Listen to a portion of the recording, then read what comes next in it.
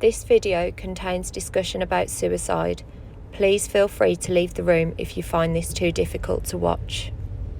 If you're happy and you know it and you really want to show it, if you're happy and you know it, clap your hands. Bring me sunshine in your smile. I'm boiling up. Bring me laughter all the while. In this world where we live, there should be more happiness, so much joy you can give to each brand new bright tomorrow. What are you going to do today? I would go run around in my new shoes.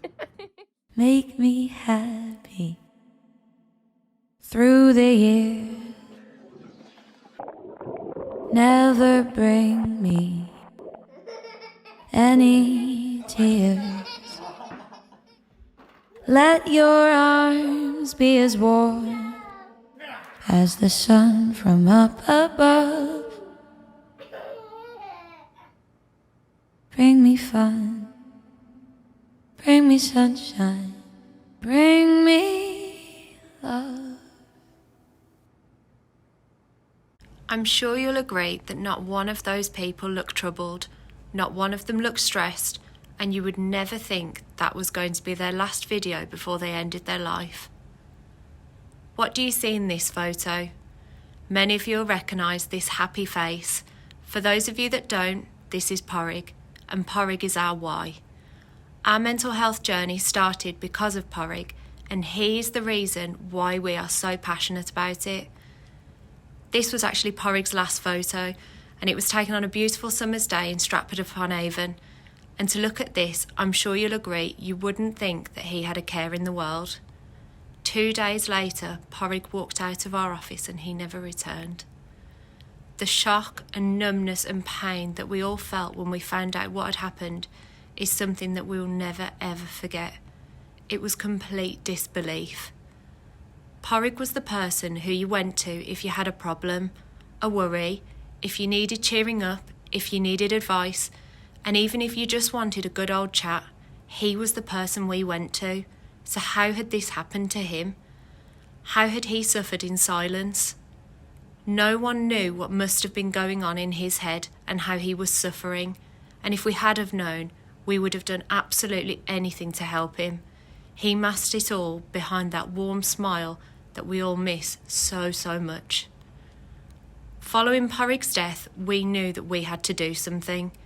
If Porrig could suffer from mental health problems, we knew that this could happen to absolutely anyone, so we had to raise awareness. Initially, we sent a handful of staff onto the mental health first aid course, and having done this course, we knew that it had to be rolled out across the company. And we're really proud to say that today we've got over 30 mental health first aiders throughout our company, with many more employees have been involved in mental health awareness courses since then as well. We want everybody to feel that they can talk openly about mental health at work. We find it really easy to discuss physical ailments and aches and pains with our colleagues, but why do we find it so difficult to discuss our mental health? The figures on mental health in construction are really quite alarming. 2 people working in construction die from suicide every single day, and there are 3 times as many men than women who do. Working in construction, there can be added pressures such as working to tight deadlines, working away from home, working long days, travelling to and from work, which affect us all.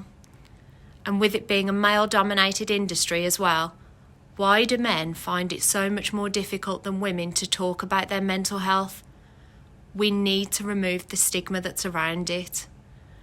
I'm sure all of you have heard of the phrases, man up or get on with it. Well, you wouldn't just get on with it if you had an injury or a physical illness, would you? Mental health is no different. Some of you will already know my story from when I visited the sites to raise the company's mental health concerns for all our employees. In 2020, in the height of COVID, we had a major Highways England scheme that I was looking after, working long shifts, days into nights, nights into days, 7 days a week, to ensure that this scheme still went ahead while the rest of the country was in lockdown. None of the operatives on site caught COVID and were ill, and with up to 150 operatives per shift, as you can imagine, this was taking its toll. As with the most of the country at the time, COVID was affecting us all in different ways. On several occasions while on site, I was approached by Falkers operatives who are my friends, who know me well, asking if I was okay, as I didn't seem to be my normal self. I thought I was all good, just tired and concerned about the workforce. This happened on several occasions, but I thought nothing of it.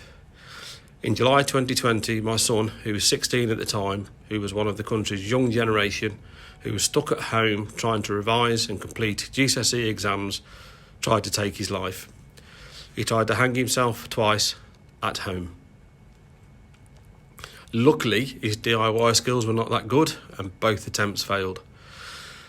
Archie had mentioned how he felt to his girlfriend and what he'd done, who thankfully told my wife and myself of what he tried to do.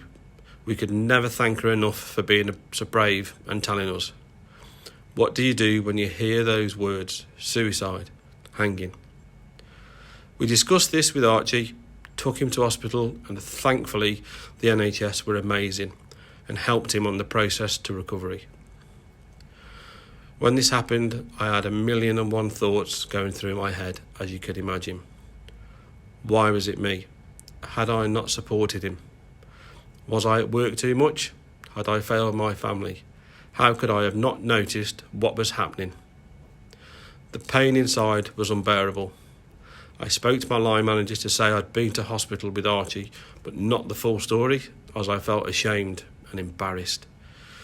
Luckily, this member of the company had already completed the mental health first aid training and could tell something more was going on in my head. Instantly, I got support. An email was sent out stating I would be off work until further notice and was not to be contacted. I was offered assistance and somebody to talk to, as was Archie. I was told to take as much time as needed off work. The following day, I was sat at home watching a film. I can still remember the title, time and whereabouts in the film it was, when Archie walked through the room and asked how I was. This was when it hit me.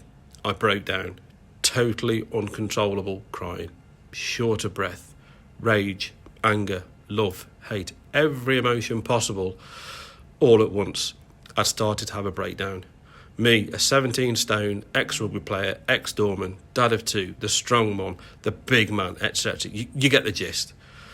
Once I'd got myself under control, myself and Archie had a real good chat. He asked me what was wrong. I explained the pain I felt for him, trying to end his life. The thought of us finding him at home, lifeless, but trying not to blame him, this was not his fault. I felt it was mine. I'd not listened to my friends at work and what my own body-mind was trying to let me know. Archie also felt better because he had raised the alarm to help himself. He explained that his trigger was walking past two girls in the street who said loud enough for him to hear, "He looks like he wants to hang himself." He didn't need to hide it away from Kay and myself anymore. He was going to get the help from the specialists within the NHS. I spoke to my friends, my family, and most importantly, my wife, Kay. Work gave me the chance to switch off simply by telling me to not work and take as much time as I needed to get my head straight. Believe it or not, it wasn't long, because I'd realised and released the stress and all the pressure was gone. It was out in the open. So how is Archie? He went on to get fantastic GCSE results. At 16, he decided to go to college in Leicester, stopping away from home to specialise in sports and play rugby under Leicester Tigers. That's a Premiership rugby team for the football lads. He's growing to be a strong, confident young man. Since his dark place, as we call it, which is a key word now in case he has a flashback, he has gone on to help other friends at college, etc., who have also started to have mental health issues. This makes us, as a family, very proud how he's using his experience to help others. I find that talking about my experience to others has two effects. One, it helps me as I can release the pressure it has created. Two, if it helps one person and to ask for help or speak out to somebody about an issue they may be having, it has worked. A positive from a negative situation. We all deal with mental health issues and stress every single day, but because it's the norm, our brain and body get used to it and it is managed. Getting up for work early every day, travelling to and from sites in the dark, stuck in traffic, other road users who are generally on a different planet, the stress of the job, all normal everyday stress. It's when something changes or has happened that it starts to affect us. You may have fallen out with your partner the previous night. A family member may be ill. You've received an unexpected bill. Suddenly, stress levels have changed. Stress is something that we all experience sometimes. When problems and pressures get too much, we can start to feel overwhelmed and struggle to cope. Everyday pressures like work, money, and family worries can place huge demands on us, as can big life events like losing your job, family breakdown, or the death of someone close. The stress bucket is a helpful way of thinking about your problems and finding different ways of looking at what's causing your stress. Imagine that you carry a bucket with you. As the day goes by, different problems and demands fill up your bucket. When your bucket overflows, the stress can make you angry, anxious, or sad. The good news is there are things that you can do to manage these problems and stop your bucket overflowing. Try and exercise a bit more, eat well, and get more sleep. Get support by talking to someone you trust and telling them how you feel. Make a list to help break problems down and think about your priorities. What smaller tasks should you tackle first? Try the relaxation ideas on the Mindwell website. Take a short break, practice breathing techniques, and find the things that work for you. Making these small changes can feel good, like turning on a tap to release some of the pressure you're feeling. You will all know if a member of your team arrives for work and is not in their normal frame of mind. What do? Ignore it or ask the question, everything okay? There will possibly be a few answers. I'm fine. Go away, but in stronger words. Yes, no. What do you do now? If it's a negative reply, ask again. It may change their mind. Or speak with your line manager or one of the mental health first aid team and raise a concern. If it's a no, help them. Listen to what they have to say. Pass it on to the site management or a member of the mental health first aid team again. You have to look at the bigger picture. What would you do if the machine operative arrived on site in a bad mood? Not listening, not being approachable, their head not in the right space. You're digging a drainage trench with men working inside shoring. The pipework you're exposing, close to services, all in close proximity to the machine's bucket, which is being moved by the operative, who is not in the right headspace. Do you continue with that work or raise a concern? Perhaps change the planned works for the day. Approach the operative again and ask if everything is okay. We don't want anyone to ever feel embarrassed or ashamed to ask for help. It may not even be anything work-related that's causing you problems. It might be something in your personal life that's causing an issue. Whatever it is, please remember that we've got all of our mental health first aiders who are all more than willing to always have a chat. Our doors are always open. We can all help you to get the support that you need.